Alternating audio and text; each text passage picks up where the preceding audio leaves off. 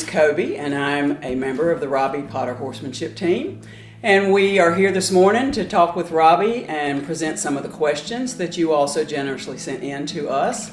And we're going to try and see if we can't answer these questions for you and give you some more information. And we appreciate all of the folks that sent these in. We're just going to take off and do it. Here's our first one. It's kind of long. You speak of leads for the walk and the trot.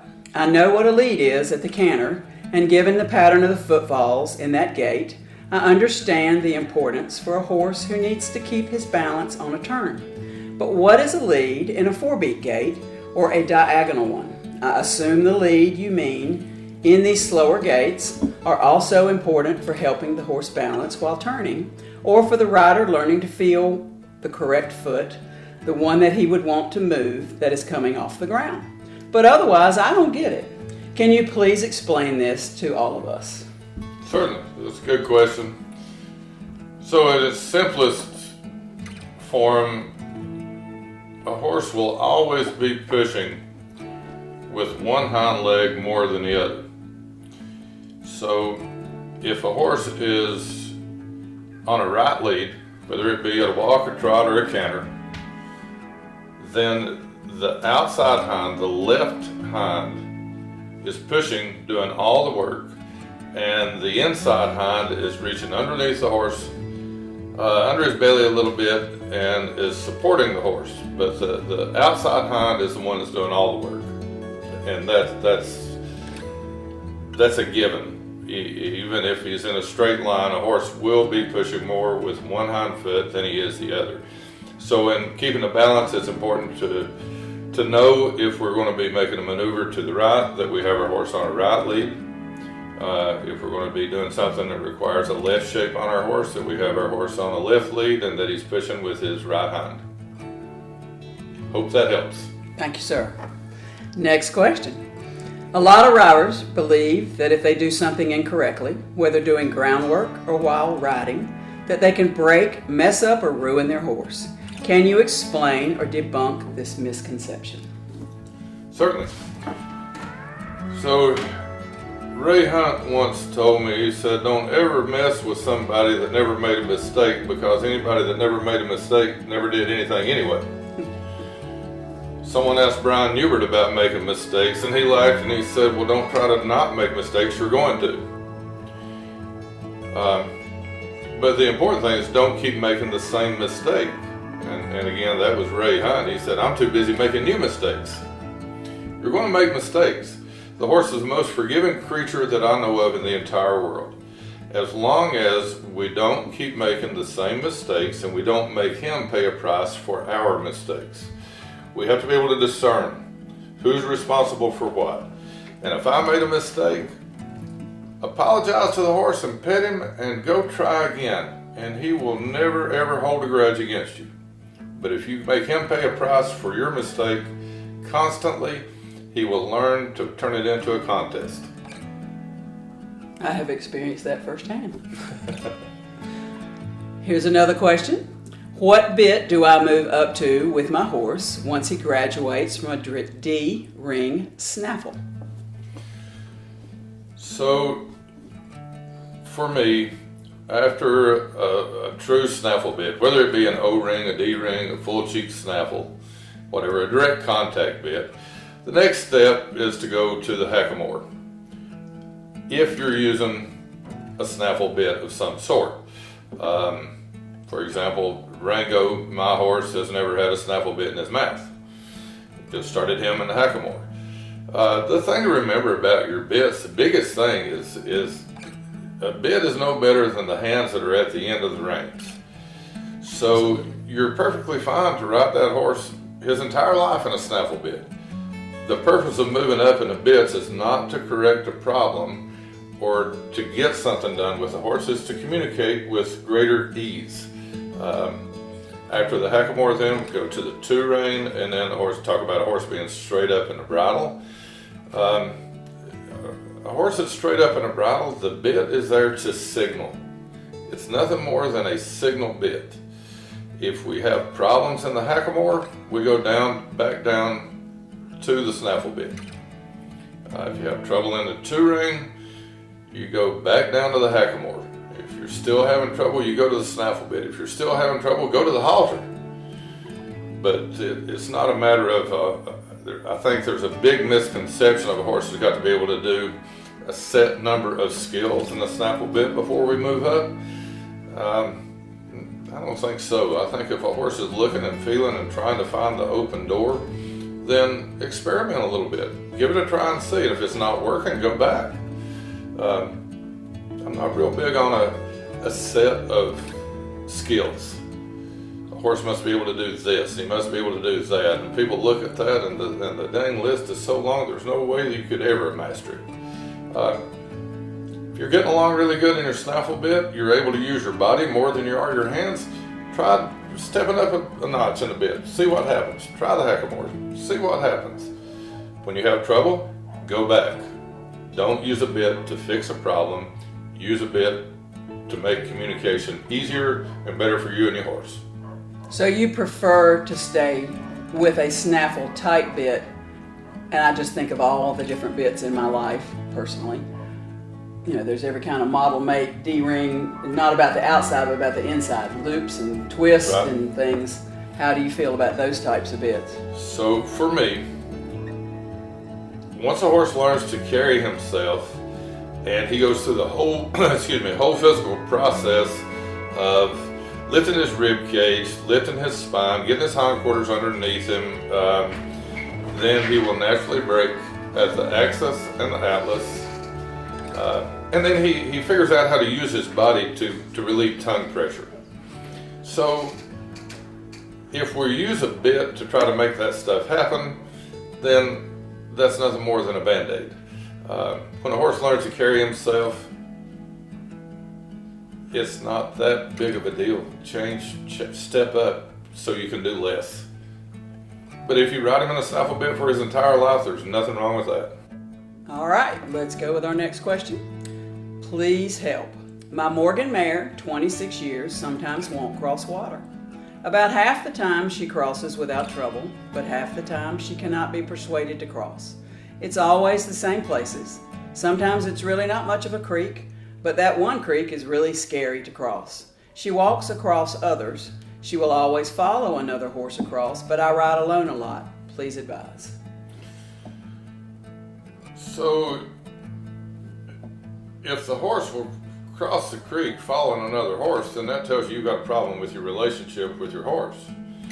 And odds are that in trying to work the issue out, you focused on the creek. And that's not going to work. You might as well be desensitizing a horse, and I don't believe in that. So, you work on your tracks.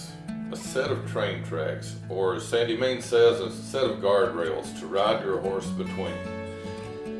That's your straightness and your balance.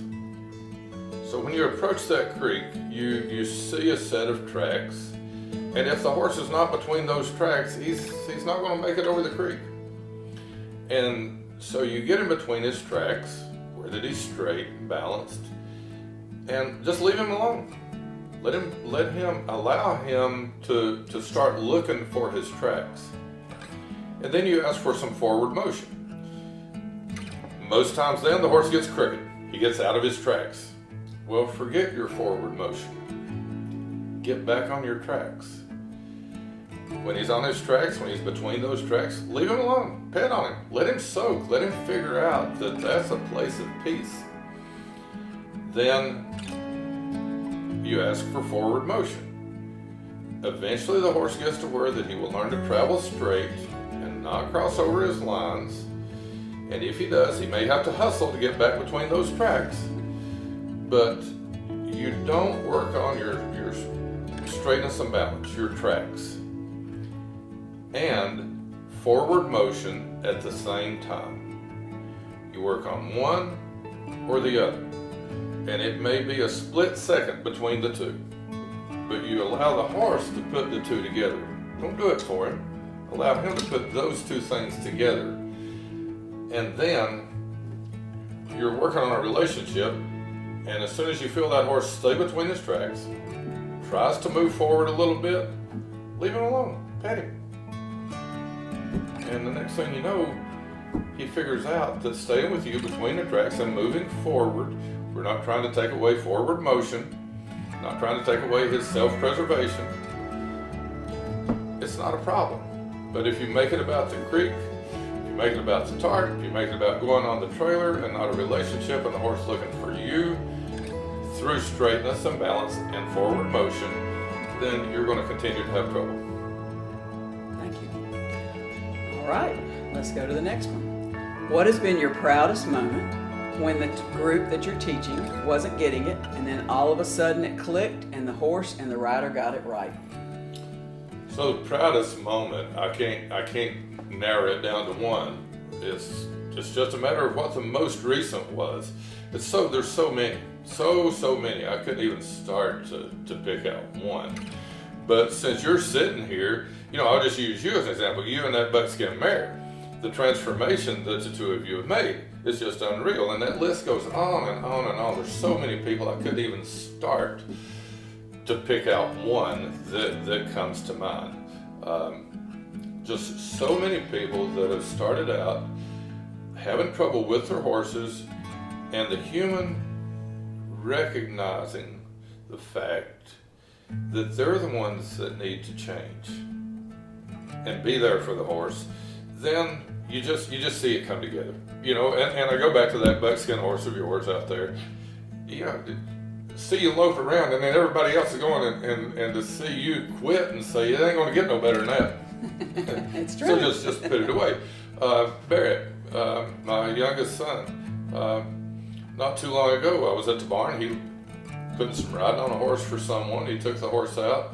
The horse had been a little bit challenging for him, and took the horse out. And like 20 minutes later, he came back. I'm like, okay. What happened? I figured, he's needing help. He said, the horse had trouble with this yesterday. He said he nailed it today. He said, I couldn't get any better. He said, the best thing for me to do is quit. Amen. So it's a very, very big list. And I wish that I could name everyone, but there's just too many. I've personally witnessed so many through my journey with you. And they've made huge transformations. And I'm grateful for your help with my mare. Certainly. She's a very special horse, and we've had to learn how to get together. And you've helped us do that. All right, let's go with another one. What was the most challenging horse you've worked with, and why? Now that's an easy one. Uh-oh. that's an easy one there. A quarter horse mare named Slinks. Hands down, the toughest horse I ever came across in my life. I wound up owning her. And if you remember the Palomino horse that I had named Radio, Yes. Radio was out of Slinks. She was, I would wake up in the mornings and think, oh Lord, I've got to ride her today. It turned out to be one of the best horses I ever had. Just a really, really nice horse, but extremely tough on the start. But you worked through it. We got through it. And you have the skills to do it. and she taught me. I mean, my skill set grew exponentially because of that horse. Me too. Just unreal. It's amazing what you'll learn when you got to try to survive. Thank you. One more. Have you ever had to tell a client that wasn't the right horse for them? I did once, and that was a huge mistake on my part, and I swore I'd never do it again. I told an owner that they needed to sell this horse. This horse will hurt you. And the owner made a change, and luckily she didn't listen to the professional, and she kept the horse. And that's another one of those proudest moments was this owner and this horse. And she didn't listen to me, and she did wind up coming to me. And I helped her, and I helped the horse, and I saw this lady change, and I'm so thankful that she didn't listen to me and get rid of this horse. And after that, I swore I'd never tell anyone again that they needed to get rid of a horse, that this horse was not the horse for them. I have told people, may not be the horse for you right now. Right now, Yes. exactly. But that I've seen doesn't that. mean you can't kick him out for a few months, year, take care of him, and improve your skill set, and then go back to him. That horse is not wearing a watch. It won't hurt him a bit to hang out and wait while the human gets a little better. Thank you. One more. What is the most favorite thing that you do at clinics or see at clinics? My favorite thing that I see at clinics, goodness, is to see a horse that's tight and bothered at the start of a clinic, and a rider that's tight and bothered at the start of a clinic, and they put the pieces together and they start to think. The rider starts to think and apply and understand that everything's the same. And what I mean when I say everything's the same, to understand that everything is the same. That's about the best. If I didn't have bills to pay, that's my paycheck right there. Right. Thank you. That's Thank it. you. I appreciate all the folks that sent in these wonderful questions, and we would like to do this again in the future. So we'll send out something soon and ask you guys to give us some more good information. Thanks so much. Thank you.